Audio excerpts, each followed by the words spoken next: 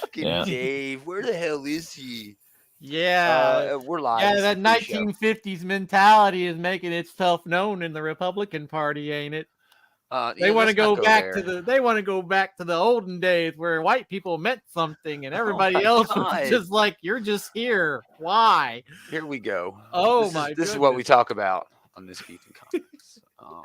Yeah, let's not go back to the 1950s. We got a bunch to talk about. Not really. Joe Casey, we'll talk about that. We're talking about labor movement, so yeah. We'll go over the Hugo Awards, just the comic section. DC Round Robin is in the Elite 8. It was terrible. Well, we can take our picks, I guess, for that. We'll see what happens there. Moon Knight, episode 2. It was very good. I got a couple of stuff. A double dose of food news. One pretty cool. The other one kind of lame, but still kind of cool. No moment of destruction this week. Adam is still on assignment. He's still planting bombs across Gotham City. Yeah. No. Yeah, let's not have that conversation. You're just not letting go of the Adam is the Riddler from the Batman thing, are you? He's not. No. He does. I mean, he does. There is a very strong resemblance. And then comics. We'll do comic reviews. It was an okay week for comics. A lot of shit was mediocre. Maybe I just had high expectations. Gomer had high hopes, and they were let down. What else? Anything else we want to cover? I did go see Morbius, so I could talk about that for like a minute. Oh, you can talk about that in segment you 1. Poor thing. He did the dirty work for us. He sacrificed. So he went and saw a movie that I wasn't going to go see. Yeah, and that's saying something. Dave will see any damn thing. All right, well, let's get into it.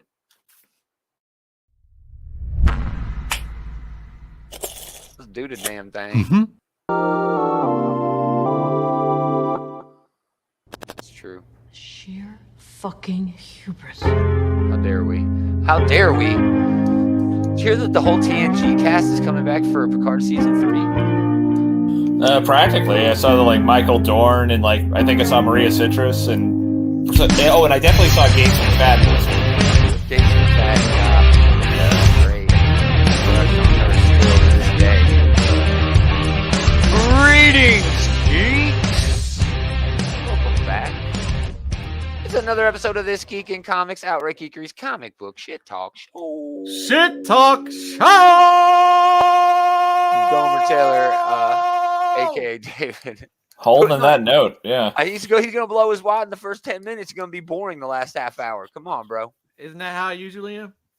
Yeah. I watched the Ken Burns documentary on Ben Franklin. It was like 3.5 hours. I started that, but I haven't had a chance to finish yet. It was solid. I'm enjoying it, yeah. Fucking Burns. I mean, yeah, I mean, Ken Burns is synonymous with, good documentary making, Yeah, it was solid. I mean, not really anything new, you know what I mean? Nothing groundbreaking there, but it's a nice context. It is thorough. Well. It's presented well. Yeah, it's an enjoyable watch. Yeah. It's pretty dry. If you're not interested in a historical documentary, this will not change your mind.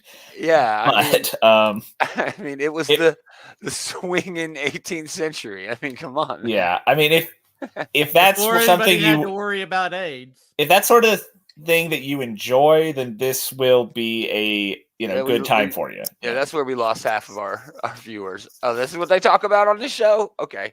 All right, how about Morbius? My favorite part of Morbius is when he comes out and says, "It's Morbid time," and he morbs the whole time in his Morbzord. My favorite part of Morbius is I saw that one, yeah. But it's a meme. Yeah, I steal everything. I have no original content. Well, actually, I will say that it wasn't so much bad as it was just completely forgettable. Okay, that's there's no real anything to say about this movie. It's just very much paint by numbers. He goes and he gets batified, and then Matt Smith gets batified, and he's the bad vampire, and Morbius is no, we should be good, we should cure ourselves, and Matt Smith's no, fuck that, let's kill everyone, and then they fight, and that's it. That's all that happens in this movie. I heard there was I heard there was a compelling after credits. No, if anything there is to complain about, it's that, honestly. Wow. Really? Honestly? Wow. There's yes. No credit scene? Of course there is, but it's stupid as shit. That's my least favorite part of this by far. I will say real quick, one thing I can say nice about the movie is that Matt Smith is fun. Like, I like to see him like in stuff that he's in. Any of the previous Doctors Who, are awesome on the screen. I'm sure that his fans will enjoy. I watched 60 Seconds the other day, and Eccleston is in that motherfucker. He's he was asshole. He's awesome. He plays the Russian. villain in the. He plays the villain in this. It's weird. He should. I have a hard time thinking of anything besides Doctor Who where Eccleston isn't a villain. He's a villain in G.I. Joe. He's a villain in Thor. He's a villain in apparently that. Yeah. He's a villain in 28 Days Later. Classic, modern day classic. Yeah, there is a moment with Matt Smith where he does like some goofy dancing, so I'm sure his fans will get the thrill out of that. But does he have a fez?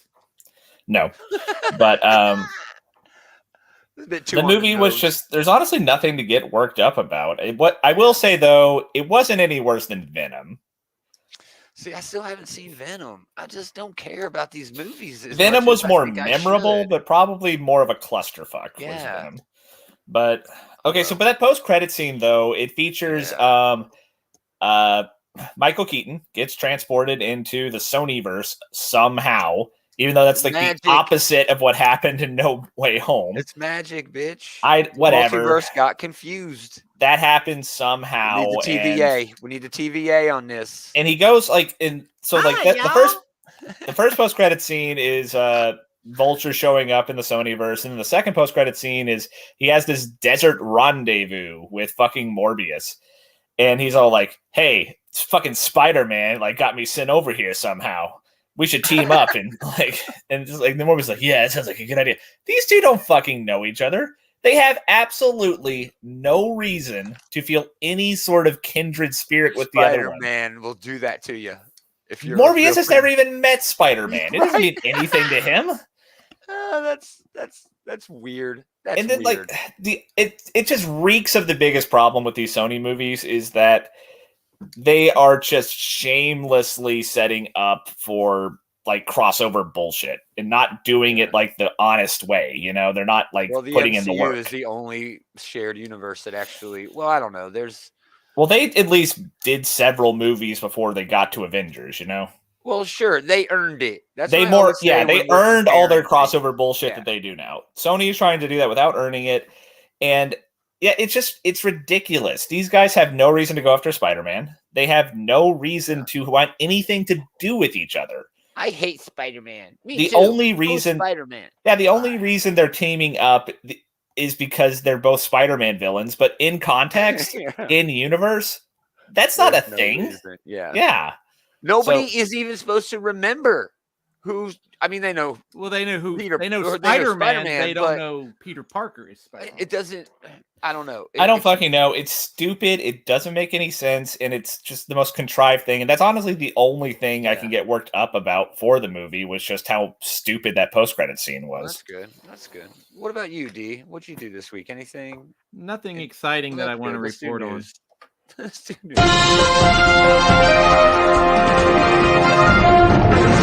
Here's Dave reporting on his life. It's boring. I filed my taxes. There you go. Cutting that one kind of close, actually. Yeah. Who cares? Don't get me started. Joe Casey. You should file your taxes, but whatever. Joe Casey speaks out about creators getting paid. Way back when, in 2011, Joe Casey and Nick Dragata created the character America Chavez for the comic book Vengeance. I have mine. I have my copy somewhere. How's Bragging Camp? Since then, she's basically done it all. You know, for Marvel Comics, she's been on teams, animated. She's going to be in a live-action Multiverse of Madness. So Joe Casey has spoken out about him being the creator of this character who's about to blow up, who's about to make, hundreds of millions of dollars. Well, her individual profile is definitely going to tack up for sure. Yeah. And he said a lot of stuff. The fact is Marvel owns America Chavez. That's not in dispute. But there are still systemic flaws in the way that creators are neither respected or rewarded. To date, Casey has not received a counter offer, but he has received an offer from Disney. Now, he did not quote what the offer was, but he said that it was just terrible. Just a terrible You sign this shit piece of paper offer. and you surrender all your rights. Now, typically these offers, when it has been, released, what it was, were about $5,000, which is chump change. Okay, compared to what this character makes. It's chump change compared to what this character makes in cup sales or toothbrush sales. You know what I mean? It's like this character makes a lot of money for Disney and Marvel. Okay. And he went on to say, Marvel has paid me nothing for America Chavez, not only for appearing in the Doctor Strange sequel, but in numerous animated TV episodes, for the numerous action figures, video games, blah. They seem to be fine with that. Okay. He went on, for me, it's not about money. He invented Ben 10. All right. He's one of the co-creators of the cartoon Ben 10. It's got its own, money making machine with merch. Yeah. Oh yeah. So he don't need the money, but it's not even about the respect. I would never expect to be respected by a corporation. If I'm in a position where I can afford not to take their insult of an offer and be able to talk about it, maybe the next guy where that kind of money could change their life would be a fair shot of receiving the money. Now, there was an offer there. They reached out. He said it wasn't enough money, and he did not understand the specifics of the deal. Where did you come up with this figure of whatever figure it was for me? Where's your math? What is your ideas behind the rationale of you giving me this much money for a character who's going to make you guys millions and millions of dollars, and already has? And he said, he finished, I'm a happy guy. I'm not disgruntled. I'm not bitter, because I know this is how this goes. I also know this is how you change things, by talking about it. And I think that is the overarching story here. Okay. There's no argument about contracts that were originally made. All right. This is a pay to play contract. What we're talking about is being fair after the fact. Sure, they don't have a leg to stand on, really. Disney, Marvel, they ain't got to give them shit. There's nothing in the contract about that. What Marvel and Disney can do is save some face, save some bad press, but will that even happen? Is Disney just too powerful? Are we just too insatiable with our need for media that we'll never boycott enough or speak up enough, take enough action where Disney and Marvel would ever change their minds about the way they do this sort of thing? It's just not going to happen. It's just not. There's a lot of parallels between these kind of stories and the stories of college athletes who get their likenesses used in video games. It's true, and we saw where that went. That got changed. Yeah, that's happening. I do think that they should give creators at least more acknowledgement. They should at least give them more, like, what does it cost you to put a fucking, like, this character created by so-and-so in the goddamn credits, if nothing else? Well, they do put names in the credits. Yeah. Well, usually. Really do it like that. It's not a Schuster or a Siegel, or whatever, where they get called out. It's by the agreement, the law, the lawyers. Well, look how long it took for Bill Finger to get his name on it. Thank you. It required. That's more of a Bob Kane thing than a DC thing, to be perfectly honest. But it's still DC. By the time it became news, DC still fought against it because they knew they were going to have to pay this dude money. True enough. And that's even worse in a way, because the way DC and WB leaned into that, they used it to promote their movie. The fact that they had now given Bill Finger all the props that he needed. His daughter or granddaughter, whatever, was invited to go see whatever. She was offered money, and she was told if she signed the check that she signed over any rights. Every right, and she didn't. And the guy who did the documentary on documentary. Yeah, I'm not speaking right today. Aluminium.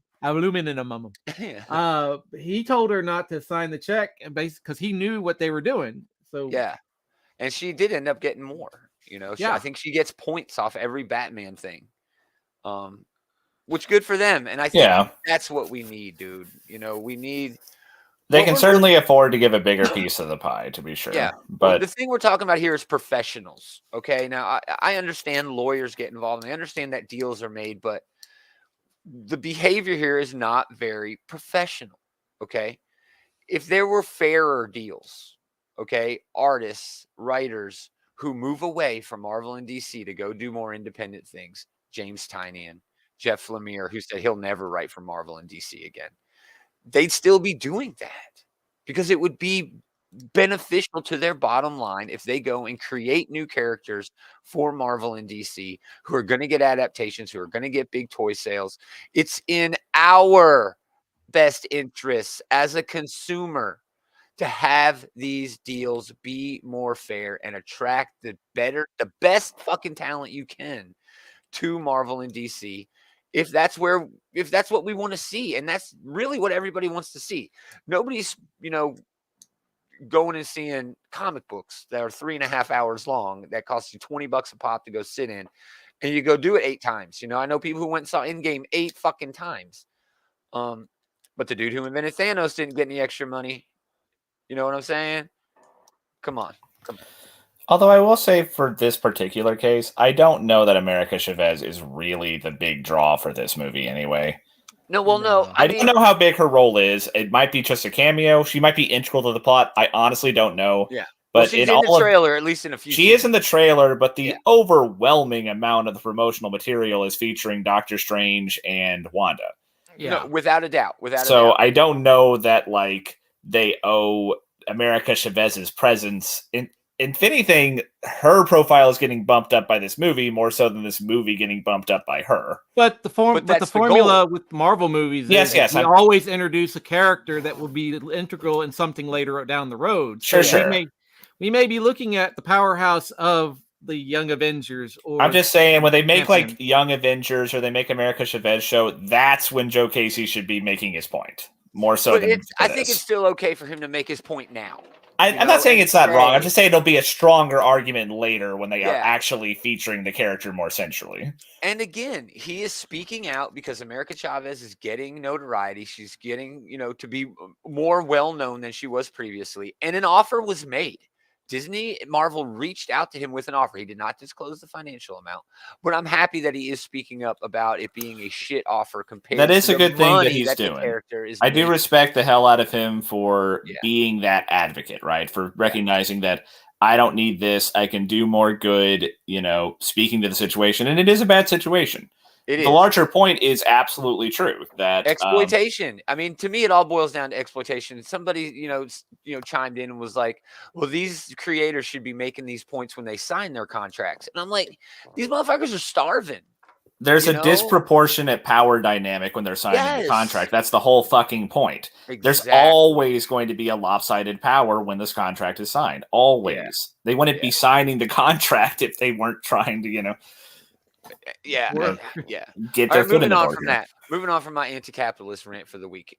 Going to the Hugo Awards. Here they are. We like to mention awards, and there probably won't be any slapping at the Hugo Awards, but we are still interested. We are a comic book show, so 340 different ballots, 239 nominees. The finalists ranged from 19 to 66 votes. Die, Volume 4, Kieran Gillen. Far Sector, written by N.K. Jemisin, Jamal Campbell on that art. This stupendous.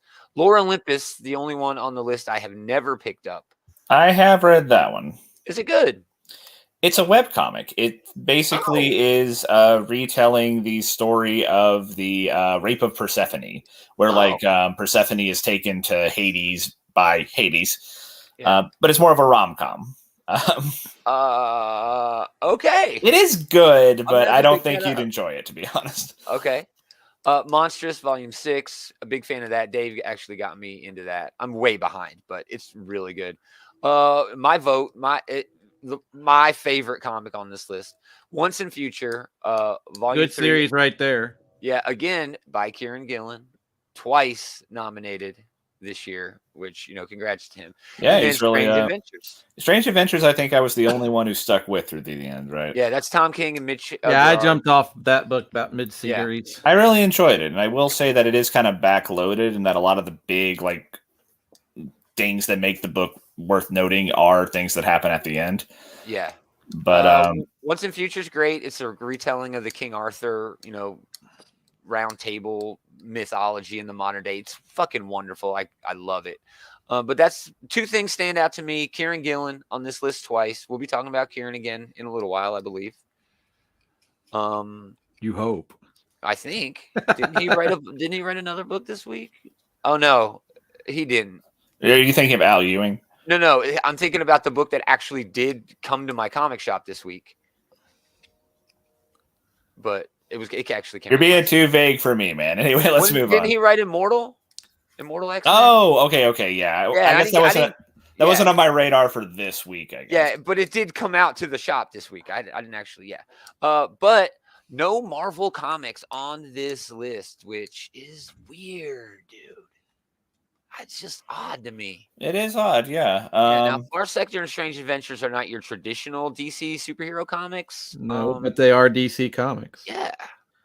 So I don't know. And we have 2 Image books on the list too. Oh, for sure. Image is perennial. I mean, Image is always on the short list. You usually see at least one or Marvel and one DC though. So yeah, it is kind of odd to have no Marvel on here at all. Yeah. Especially with all the X books, I'm kind of surprised. Right, those really feel like they are just right up the Hugo Awards alley. But anyway, yeah, look for those. We'll have results on those, maybe. I don't know. I'm sure we'll mention it. It's all about being nominated. All right, back to the DC round robin. Here's the ones that made it. Here was our original. Now the Elite 8. So Hawkman and Hawkwoman, the Changeling, Constantine, the Demon, the Demon Vacation from Hell, Suicide Squad, Dark, Green Lantern, The Light at the End of Forever, Kid Flash, The Speed of Fear, DC Horror presents Ghost Tour from Hell, Green Lantern, The Birth of Conspiracy, and Superboy, The Man of Tomorrow. We've got creators and shit for this, so let's just go through it. Hawkman and Hawkwoman, The Changeling by Kevin Scott and Fico Ossio. Love some Fico. Hawkman and Hawkwoman have never had a child. They know that for a fact. And who is Hector Hall, the hot-headed razor-winged teen who claims to be their son? That is going up against Constantine and the Demon, Vacation from Hell by Frank Allen and Nick Varela. Constantine's deceptive nature catches up with him when he is caught cheating by a mysterious individual at a mystic's poker game after being interrupted by a talking corpse with a cryptic message. Demanding Constantine return home, John is punished for his sins. I'm okay with either of these, but I'd probably go for the Constantine book. I'd probably lean more towards Constantine too. Yeah, the Hawkman Hawkwoman sounds interesting enough, but Constantine is generally a more fun character. Yeah, and Etrigan's in it. Yeah. Suicide Squad Dark, Zach Thompson and Gary Brown. Meet the Occult Task Force, Earth 13. Field leader Vampire Batman commands a top secret team of murderers, monsters, and demons. That's really all you need there. Let's move on. Versus Kid Flash, The Speed of Fear. Brandon Easton and Travis Mercer. Wallace West suddenly finds himself torn from the surface of Earth in a cosmic storm caused by a tear in the Speed Force. As he investigates, Kid Flash learns that Reverse Flash has merged with Parallax. Oh, shit. You weren't here last week, David. We were shitting all over this concept. Shitting all over this idea, man. People liked it better than Firestorm, although that was another thing that Gomer was shitting all over. It sounds so dumb. So this is an easy Suicide Squad Dark pick for me. I still just hate that concept. Any book with Batman's going to win. It has a big advantage, to be sure. Man, Vampire Batman, Frankenstein, Raven, Gorilla Grodd, Spores, Zatanna, Plasma Man, and Sinestro. Is Sinestro like a werewolf? I don't know. Is that like an Elseworlds Sinestro? Or is that? I know that Vampire Batman was an Elseworlds story. Are the rest of these also? I don't know. Gotham by Gaslight or what? It wasn't Gotham by Gaslight. That was, it was some weird. That was another one too. That was like the Mike Magnolia one. Yeah. There was like a Vampire Batman story where that's it. That's the whole premise. It's a Batman as a vampire. Yeah. But look it up. Here we go.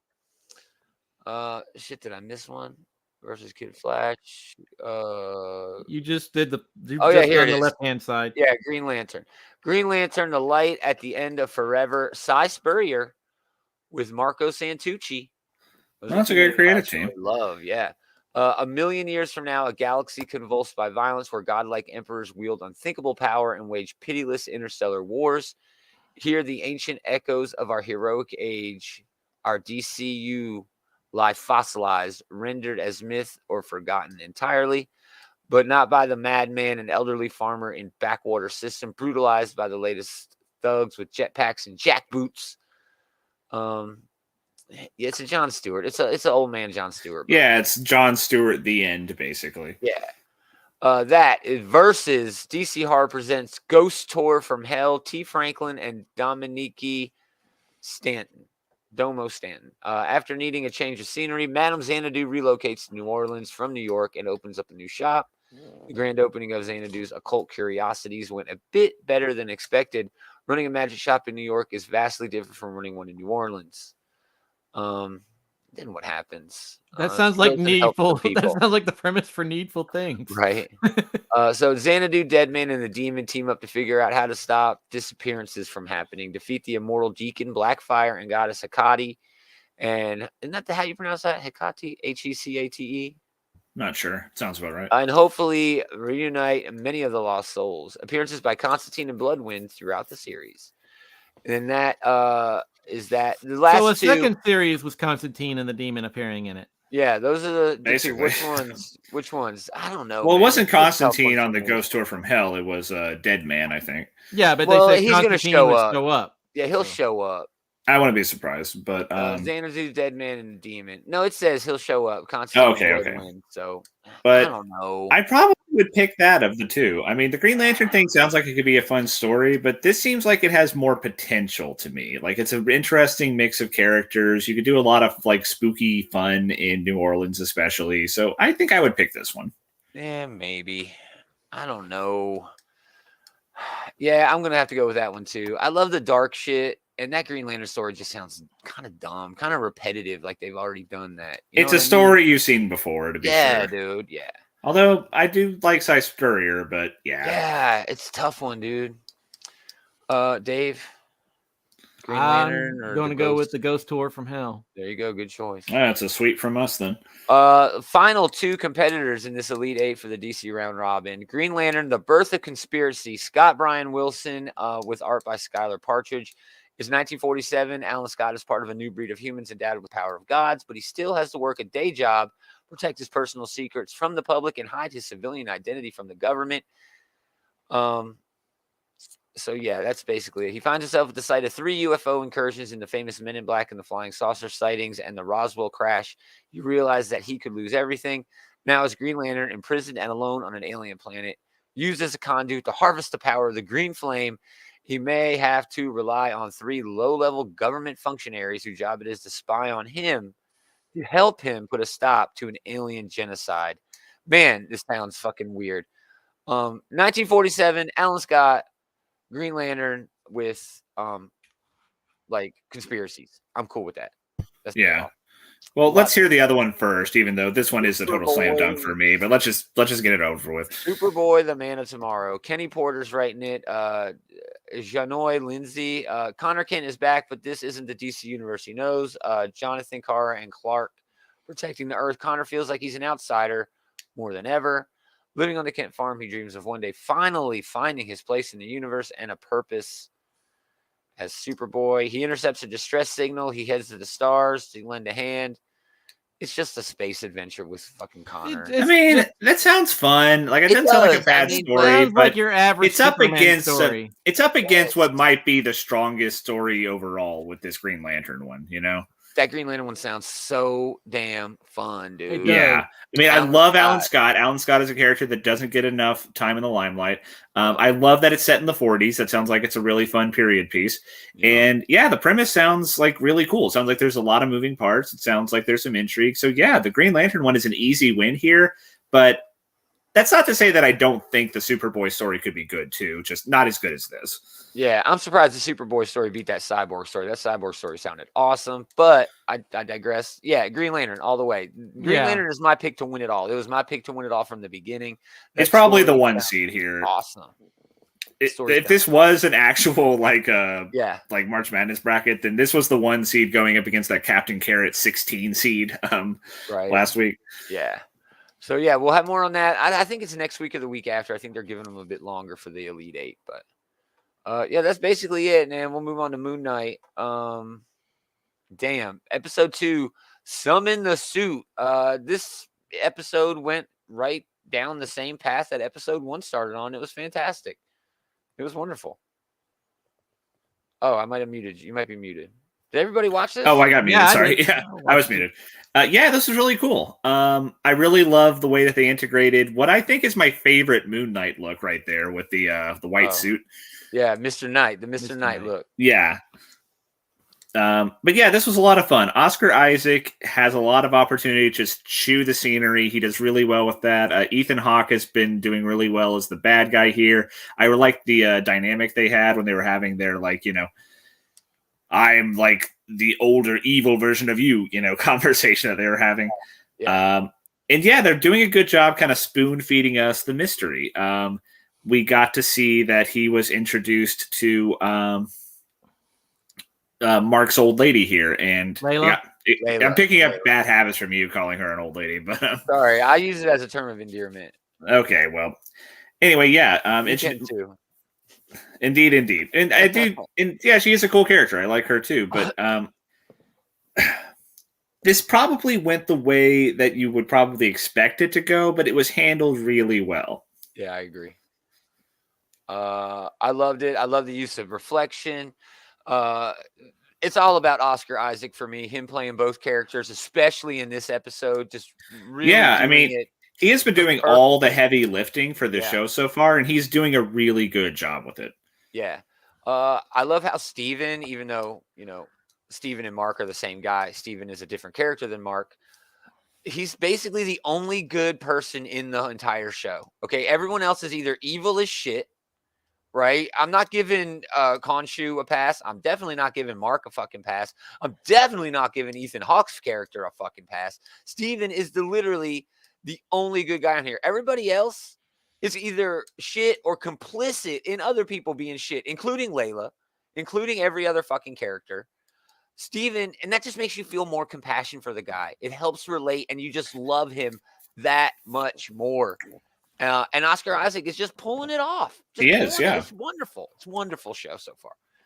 Dave, you watched it. Yeah, but like I said before, I'm not like well versed in Moon Knight lore. I think you're better off if you're not versed. I think it's easier. Honestly, yeah, it's been easy. It's been very good to follow. Like you said, they've been spoon feeding it to us. So you know, I'm following it. It's just I don't have much knowledge beforehand about Moon Knight other than him being a Marvel character. I'm honestly on the fence about whether it's better to go in blind or to like already have the lore like ruminating in your head. I can see what you're saying, Gomer, about how like, you know, the twists are going to hit harder. Like something, earmuffs, David, something that I think we know is coming is like Steven's going to have a real crisis when he finds out that he is not the quote unquote real person here. He is the offshoot personality.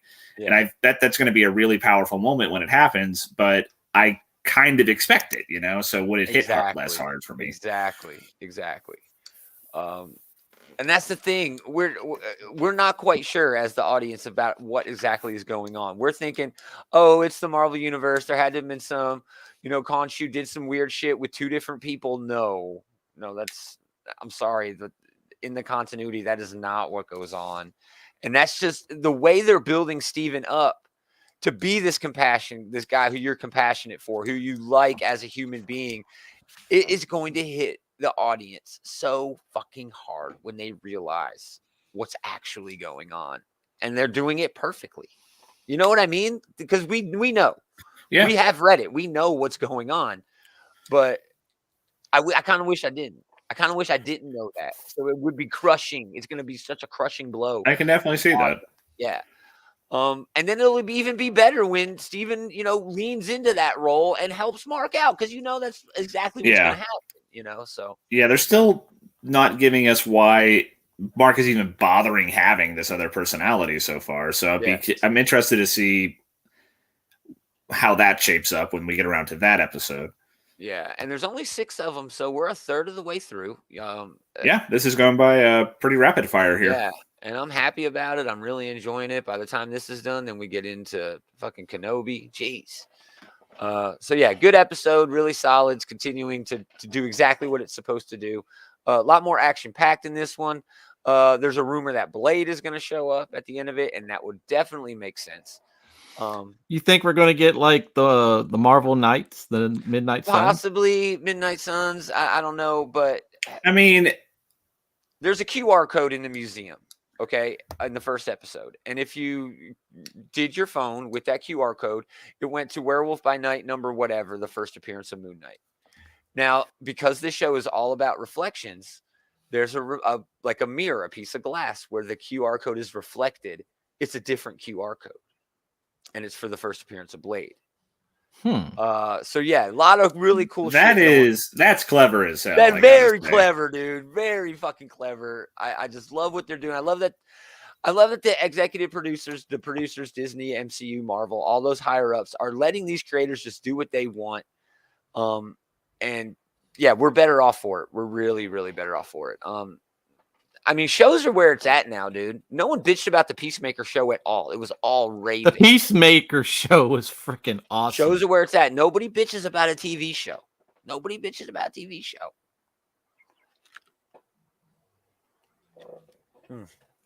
We'll have more next week. Food news. Yummy. Double dose of food news. First one is a good one. The second one is just fucking ridiculous. Sonic cereal, Sonic the Hedgehog in theaters now. Sonic 2. Tails shows up in this one. So does Knuckles, played by Idris Elba. I have not seen it. I have also not eaten the cereal. I'll probably see it by the time we're back on the show next week. I'm gonna try and go see it with some friends this week. Yeah, number one movie of the weekend. 71 million, which really isn't a lot for an American release. Yeah, but it knocked out Morbius. So. Well, yeah. Morbius was number 2. Lost City, I believe, was number 3. Ambulance, the new Michael Bay movie with Jake Gyllenhaal, fucking dropped. It wasn't even in like top 5, dude. I don't know where it was, but it looks kind of good. But yeah, I guess I love a Michael Bay action movie, man. I adore a Michael. I'll probably Bay see that at some point or other. But anyway, Sonic cereal. What do the marshmallows taste like? It doesn't say. Looks like we got Chaos Emeralds, and is that supposed to be like Sonic? Like, what's the star? Maybe his head. Dashing. That's him spin dashing. Oh, okay. And it's honey flavored. I know that those are just like recolored stars that they had in like the storeroom or whatever, but I was trying to think how is that associated with Sonic at all? Yeah. But now I get it now. And fun back of the box activities. Ooh. They're also going to do fruit snacks. These are available at retailers nationwide for a limited time, and also collector's editions. You know, some people are into that. Now the shitty one, Bojangles, everyone's at least second or third favorite chicken place. It's okay for breakfast if you want to deal with the line. $10 gas card if you go in and buy a family meal. That is just sad. It's gross. It's disgusting. Yeah, there's your food news for this week. How are their biscuits? They're not bad. How are they compared to Popeyes?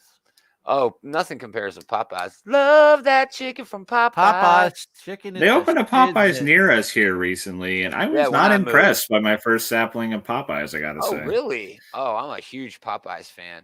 I love that dirty rice, man. Oh, man, the red beans and rice is great. The dirty rice with like the hamburger in it. Yeah. That's them, right? That's dirty rice. They have dirty rice, but I prefer the red beans and rice. So good. Awesome. Let's do this. What are we doing? Top 3? Yeah.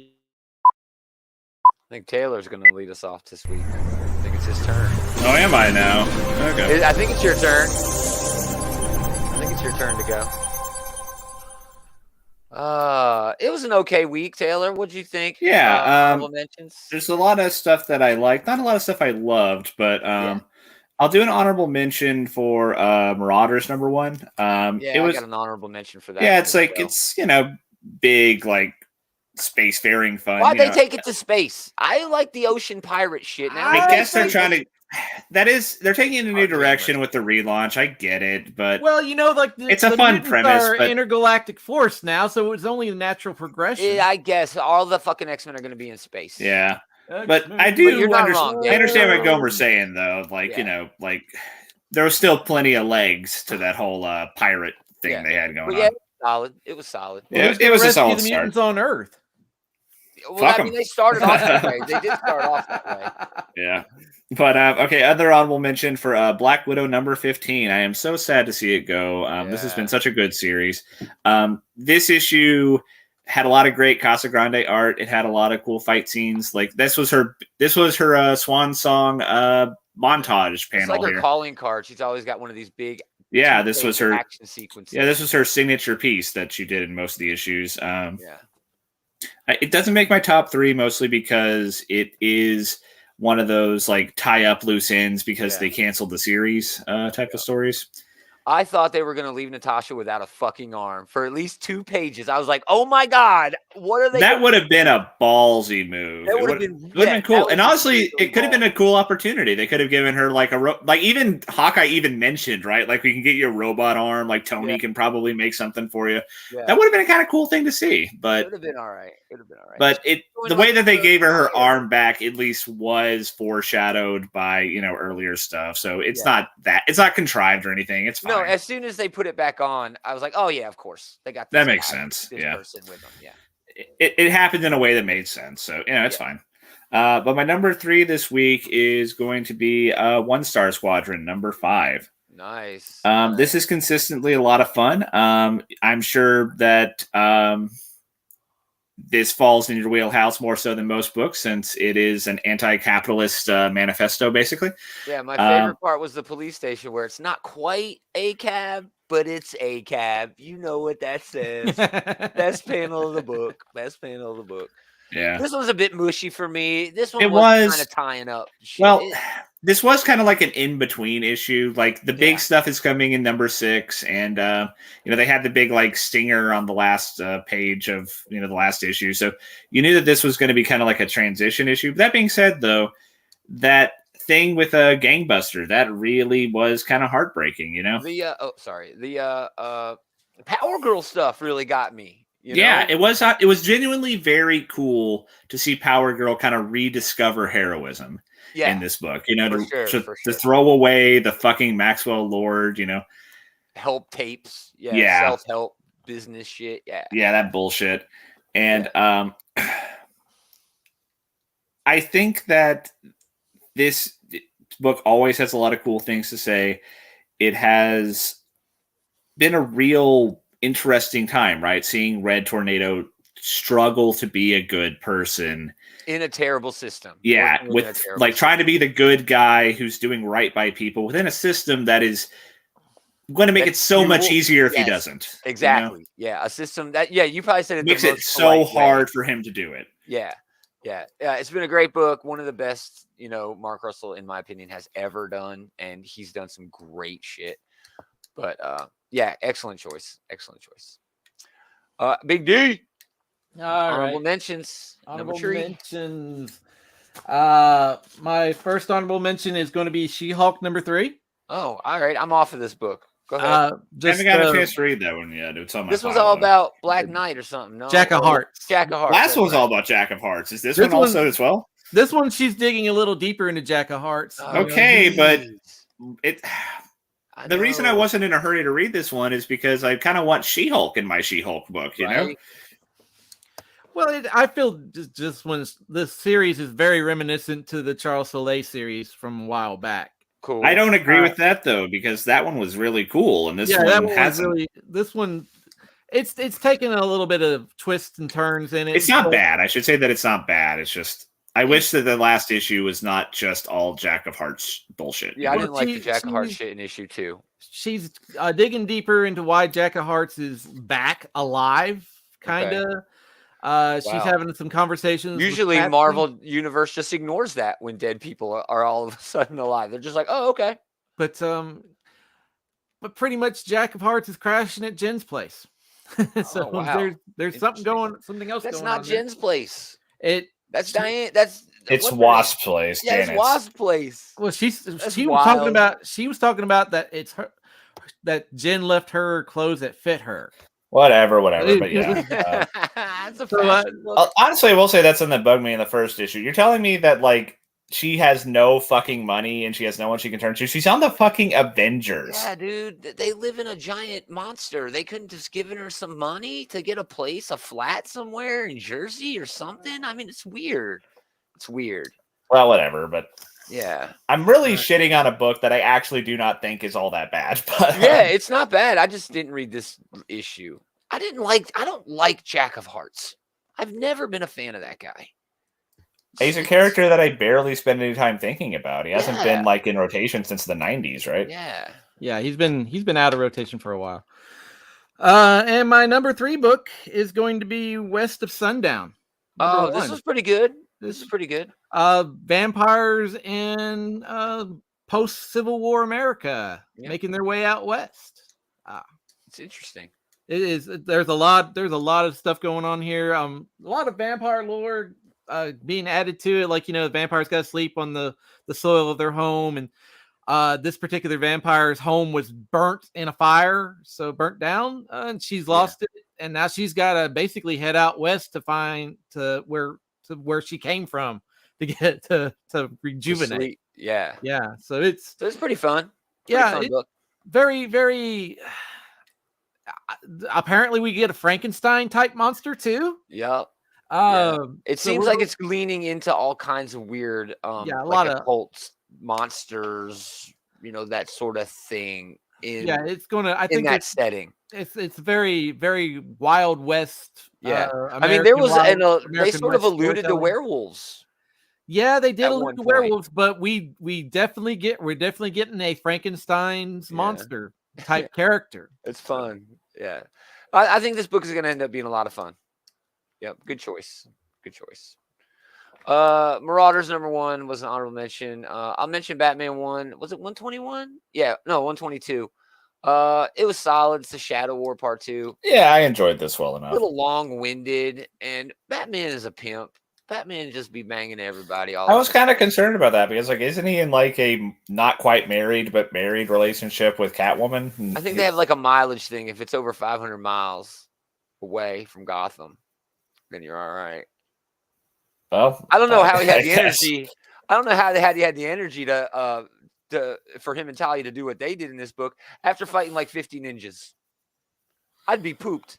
I'd be like, no, girl, sorry. I gotta get a nap in. Yeah, like beating the shit out of armies of ninjas was like the theme of this issue for sure. So weird. I don't know. Batman showing up and being able to handle 50 ninjas is just weird to me. Like, I could buy it. Never been able to beat 50 ninjas. It was wild. Anyway, my number 3 is, I'm sure it's on somebody's list as well, Devil's Reign. All right. This is my number 1 for this week. Nice. That is my number 1. Wow, awesome. Well, it was a fantastic book. We got Jacob. Thanks for stopping by, Jacob. I've been watching Aquaman and Jason Momoa over and over. It's great. Yeah, it's not bad. Aquaman is fun. It's pretty dumb, but it's fun. Yeah, it's one of the better DCU movies. That's not saying much, but that is true. Yeah, they literally hide out in a whale's mouth. At another point, there is a giant octopus playing drums. Yeah, it's weird. Yeah, and then they summon like fucking Cthulhu. Yeah, that's the best part. That's the best part of the whole movie. And it's what's her name? Judi Dench. Yeah, it is Judi Dench. Yeah. Anyway, Devil's Reign. Chip Zdarsky, Marco Cicchetto, a really strong finish to a great event. Lots of action, amazing art. Oh my God! I've been saying it the whole event. I think this is Marco Cicchetto's best work to date. And some great endings for characters that Zdarsky has been using for a long while in here. Yeah, exactly, Jacob. Yeah, the movie's fun, but yeah, it's wild. This was my favorite part of the issue right here. Yeah, where Kingpin really shows his true colors because you brainwash him into forgiving people, and he can't do it. He doesn't really pick up on the fact that he caused any problems. It was. Like psychosis. This is a great, some of the best stuff throughout this event has been the peek under the hood, right, of what makes the Kingpin tick, what makes him the character that he is. And this is probably the most revealing iconic. This is, that's a good way to put it. This is the most revealing moment here of all, is that Daredevil forces him to reflect on all the pain he's caused, all the lives he's ruined. It means nothing to him. He's truly a politician. Yeah. Speaking of which, the plans for the big billionaires who are actually controlling everything were for him to run as president and for Butch to take over as the Kingpin and push crime in their direction so they could do a real estate scam. And yeah, he was having none of it. He beat the fucking all of them. And shattered his hand. Kingpin kneels for no man. Kingpin style. And I love that he went out like on his own terms. I was a little bit torn, actually. This is maybe the best Kingpin story I've ever read, because it was really cool seeing him like give the middle finger to these two fucking shitbag super real estate mogul people, whoever they are.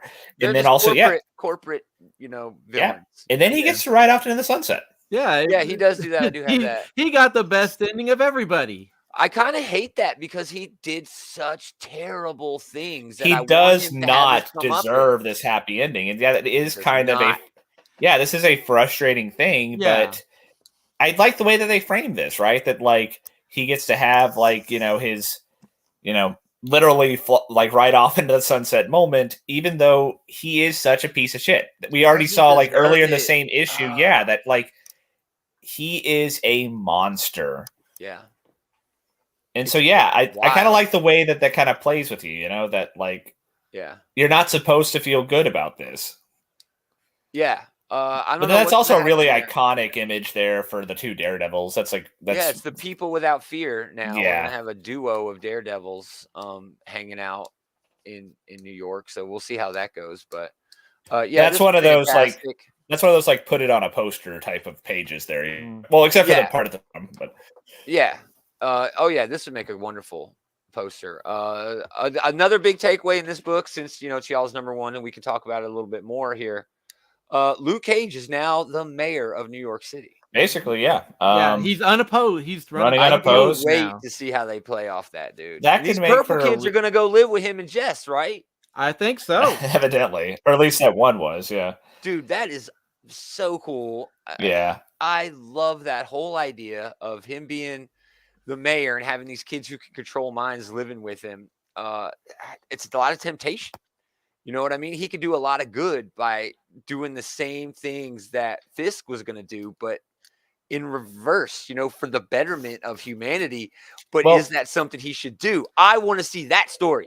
Somewhat unexpectedly, this was also a really good Luke Cage story from beginning to end, because I really love that moment where like they're facing off the Purple Man and you see like Luke Cage has an unbreakable soul.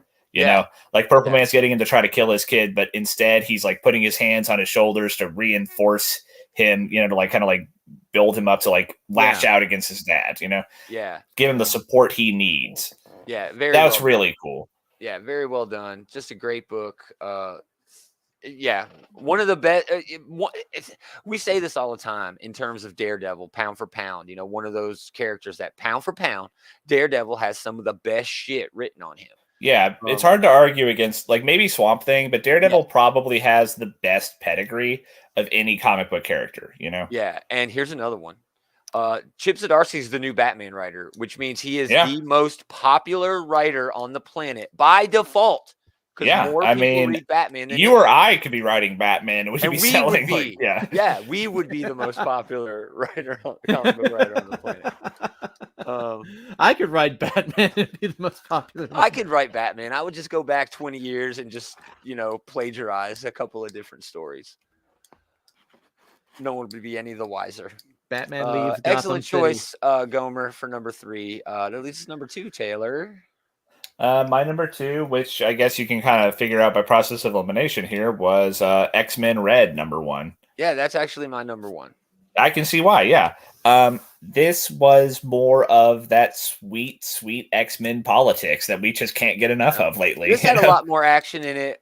I love this new character, this Fisher King character, who's apparently a human. Yeah. No, not really a human, just doesn't have any mutant powers. Or is he a human? I'm not sure. Yeah. Is he on Mars or is he on Krakoa? I love them establishing this relationship between him and Magneto. That Magneto goes here to retire into, mutant planet mutant now. And who's the first guy he meets? A fucking human, Exactly, dude. Oh, that is literally in my notes. This is Al Ewing and Stefano Caselli, by the way. Caselli, one of my favorites for a long, long time. Magneto builds him a big castle on Araco. Great fight here. Vulcan is just awesome. But this is all about Storm and Brand and the power plays that are going on. Every time I see Brand on any page in this comic, I'm like, she is working. She is working. Yeah, She's got something going on. It really repaints. Like, you can go back and reread that Sword series too, where like now that we know what Brand's all about, it really is fascinating to see her like manipulate the pieces. Yeah.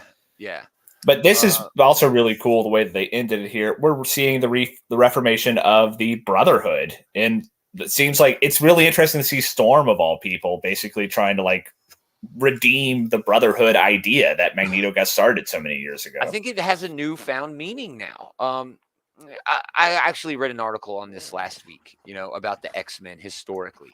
Historically, yeah, there's always been this thing between humans and mutants, right?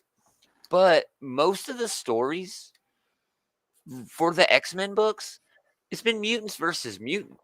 From the very beginning, it was Magneto versus Xavier and the Brotherhood versus the X-Men, and then it was usually the Morlocks. There was Magneto 100 different times in 100 different ways. It was a lot of the times it was mutant fighting mutant.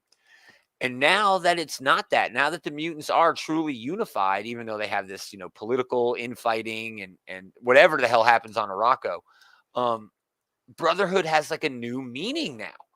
And it just works. It really fucking works. It was a great pull. It was a great way to end this issue. Yeah, I'm excited for this. I hope Stefano Caselli, can keep up this quality. We know Al Ewing can. So yeah, I'm really, really excited for Destiny of X. Good choice, dude. Good choice. That's my number, or Taylor's number 2. So we're up to you, Big D. My number 2 is Little Monsters number 2. Awesome, very good issue. Yeah, we kind of get a little bit of backstory about the Master. Who still hasn't showed up. He showed up in a flashback, but he hasn't showed up in the present day. Yeah. And we kind of get a hint about who the narrator of the story is. It's the daughter of a human who we met at the last page of issue 1. Yeah, the Billy character is basically snacked on the human, and he has tasted human blood for the first time apparently, and it's changed him. Vampire pals, and he's like, "I saved you a snack. It's a human." Yeah, basically this story, if you don't know, it's post-apocalyptic Earth. And we're following a group of young vampires. Yes, and we're talking like teenage, no, they're preteen. They're very young. Really young, really young. But they've probably lived for at least 100 or better years. Yeah. And they've been subsisting off of wildlife, and now one of them has gotten their first taste of human. Yeah, and they know there's others, but he's dead. The other dude might be dead now. There's a lot going on in this book. It's really fun. The character of Billy implied that he left the human alive for the other ones. But no, then what's her name went and shot. What's the other Romy? Kid? Yeah, Romy. Well, so lots going on. Lots of stuff going on. Yeah, but you can't go wrong with Jeff Lemire. And Jeff Lemire is probably, we said Chip Zdarsky's writing Batman is the most popular. Jeff Lemire is probably the best comic book writer on the planet, and he's got his finger in a lot of pies. Yeah, hand in a lot of jars. It's really dizzying, like how much Jeff Lemire is putting out in a given month, and how much of it is good. Yeah. Yeah. That's a great point to make. Yeah, that it's not just him like churning. It's not just him shitting stuff out. Yeah. It's consistently great. I can't remember the last time I read a Jeff Lemire book and I was like, this was even mediocre. It's always, at least like, he did a Hulk. He did a Hulk one shot during the Immortal run that I didn't care for, but yeah, it was still fucking good. Wasn't my cup of tea, but it was still good. So yeah, excellent choice. That book I think is only a 5-issue miniseries.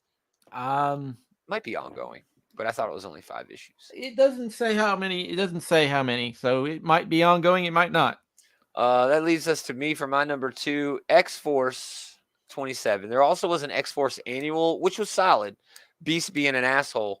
But this was Ben Percy and Robert Gill, and this was Beast getting what is due to him. I had to take this where they're talking about Russian war crimes right out of the headlines. Just crazy shit.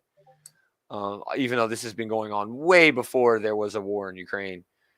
But yeah, Forge just gets taken by Cerebrax and half his head is gone. And then I guess Forge's head is inside that helmet. His brain. Oh, so it's that one movie with the alien invasion where they take people's brains. Skyline. I really enjoyed this because it was a good issue. Nothing taken away from it, but it was twofold. It was almost as though Ben Percy was sort of getting back to his roots for this X-Force, where it's the CIA of Krakoa. It had moved around. Remember, they were fucking surfing. Wolverine was fucking surfing in this book like a few months ago. You've mentioned it a few times, yeah. Yeah. But while this was kind of like a back to basics, a back to the roots for X-Force, it also went through all of the events of the last Wolverine event, the X Lives and X Deaths. And it was sort of the redemption of Omega Red. Not a reset, but I like the idea that anybody can pick this up who's been reading X-Force. But if you did read X Lives and X Deaths, you're still getting something out of it. And I really love that event. So, yeah, it was a X-Book 1-2 for me, and X-Force was my number 2 this week. Great issue. Great issue. And I think that's it. Go ahead, Taylor. We're up to number 1. My number 1 was Devil's Reign number 6. Fantastic end to that event. Yeah. I think we're actually getting another issue. Isn't there like a Omega issue or something? There might be. I'm not really sure. I'm not 100% sure. This was definitely a conclusion, Oh, for sure. There might be some epilogue stuff coming, and I'll probably check that out. But yeah, this was a great ending to a pretty good event. One of the best ones I can remember for a while, to be honest. Yeah, great event. Really, I like the street level events, I think, even more than the big, huge cosmic ones. They just do the big, huge cosmic ones so much, And they really haven't been able to top Annihilation, in my opinion. But yeah, great book, great event. And my number 1 was X-Men Red. So X-Books are in really good hands right now, even with Hickman gone. Marauders, it was a little bit weird this week, but I'm still on board. So Destiny X is looking great. Got a lot more books to look at next week. So, yeah, that's us. Thanks, everybody, for hanging out, man. It was a great bunch of comics this week. We're going to talk about all the comics coming out next week again on Sunday night. We do this every time, every Sunday night. So keep coming back, y'all. Check out the Bullies. They're on this channel. They'll do a show later on tonight. They got their own channel. You can get links to that at outrightgeekery.com. Go to that website. A bunch of links over there for all the different shit we've got going on. Merch, just you name it, we've got it. We'll be back again tomorrow night to do our preview show. I think it'll just be me and Taylor, unless Adam decides to grace us with his presence. I'm sure he'll. Who knows? He's got time. But yeah, keep coming back, y'all. We really appreciate it. Thanks for listening, but most of all, thanks to these jokers for hanging out with this joker. Always a pleasure. Glad to do it. We are going to do it again next time. Same geek time, same geek channel. Whoop, whoop. Kind of a bit subdued from you there, Dave. I told you he blew his wad at the beginning of the show. Yeah, I guess so, yeah. Running on fumes at this point. Not really.